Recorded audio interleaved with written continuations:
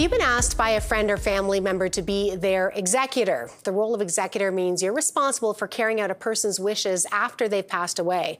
It's a really big commitment. Earlier, Greg Bunnell spoke with Georgia Swan, tax and estate planner with TD Wealth, and asked her what to think about before saying yes. In this particular case, we're talking about a situation where somebody has been named as an executor in a will. So the first thing you have to do is find the original will. Then you need to basically get really good legal advice to help you interpret what the will is instructing you to do and whether the will needs to be probated. Contemporaneous to all of that, the first step is figure out what it was the person owned at the time of their death. So what were their assets, and then what were their liabilities? So what did they owe at the time of their death? Now that might entail having to maybe value some of these assets, which can take some time. And then of course you also have to find the beneficiaries. So make sure they are located and you know where they are. Those are the first steps. They all kind of happen at the same time, and as the executor, you really need to hit the ground running on those things. Okay, so you have some duties there. Someone asks you to be their executor.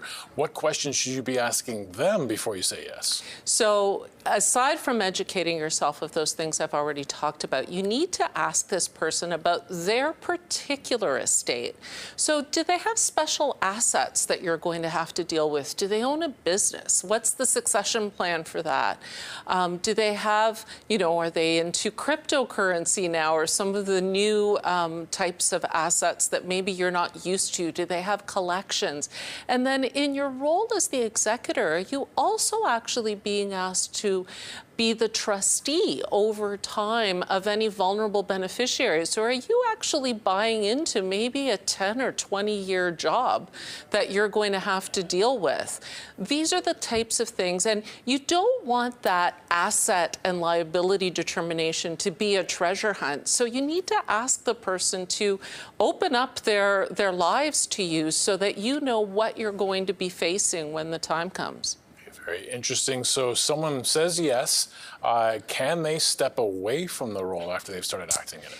It's much harder to step away once you've started acting. If you've got concerns when the time actually comes, because you can say yes, 10 years before the person dies, and then they pass away and you're thinking, oh, gee, I'm not at a good place in my life right now. It's much easier to step away then before you start acting. Basically, that's called renouncing the appointment, than if you've started acting already and then you decide, I don't want to do this. That may require a court order. You may come under scrutiny about what you've done so far. So it's important to make that decision at the outset. Okay, you say court orders. That makes me think that if you fail to perform your duties in the role, there could be consequences. Are there consequences? Yes, there are. This is a job. This is a job, and it is something you have to be devoted to. And executors can have personal liability. So if you make a mistake, if you don't fulfill your duties properly, if you're negligent in some way, you could end up being personally liable for that. If, for example, you distribute the estate and you don't hold back enough to pay off the debts, you may have to pay them out of your own pocket. So you have to be very careful in this job and really understand what it is you're saying yes to. You're starting to give us a lot of information here as to why someone shouldn't just say, oh, yeah, sure, whatever. It's not a short conversation. What about scenarios where people can't carry out their duties? I mean, what could happen? Well, anything really. Life. The time comes and you're at a place in your life where you have other responsibilities. You get ill. You're not living in Canada. That can have serious tax consequences for the estate. So you have to be aware of yourself and understand that, you can say no if the time comes. Let's talk about perhaps, and I would hope no one would ever do this to anyone, but I guess since the question's here, maybe it does happen, you're named as someone's executor and you didn't even know about it. Oh, that happens a lot. Really? That happens a lot. I would hope that somebody would do somebody the courtesy to say, would you do it for me? But if that happens and it's a surprise, then that's when you really need to get the proper advice. It's going to be a bit of catch up, but don't feel that you have to say yes right away. Make sure you get all of that advice in place, you know what you're getting into, and then decide to say yes. And please feel free to say no. this is a lot. And I had never really thought of this before. As far as I know, I have not been asked or named anyone's executor. But I think about everything that laid out here.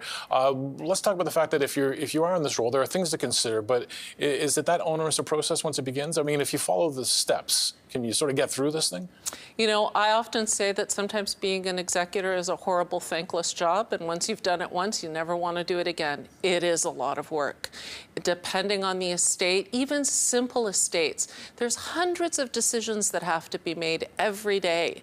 And so it's not something to do. It used to be an honor, I think, but now not so much. It really is a job. And as our lives get more complicated, as our assets get more complicated, it gets to be more work. So sometimes it pays to maybe get a little help too. What would that help entail? What would you ask? If you went to someone and said, listen, I want to do right by my friend or my family member, but I need a little guidance here. I mean, what would be the three things someone would want to be told? So absolutely. You can go to a lawyer or a trust company that can basically help you walk through the process. We'll basically say, okay, step one, we need to locate the will. We got the will, great. Step two, let's ascertain what the assets are and what their value is. So they will walk you through it. Now, the responsibility, the buck always stops with you, but having that person who kind of does the day-to-day work can be a huge help in this process. So, you know, look to a lawyer, look to a trust company to get that executor assistance. That can be very helpful. That was Georgia Swan, tax and estate planner with TD Wealth, speaking with Greg Bunnell. That is our show for tonight. Thanks so much for watching. Any comments or questions, or if you'd like to get in touch with an advisor, please email us at moneytalk@td.com. Thanks so much for watching. I'm Kim Parley. Hope to see you again next week. The preceding paid commercial program was brought to you by TD Wealth.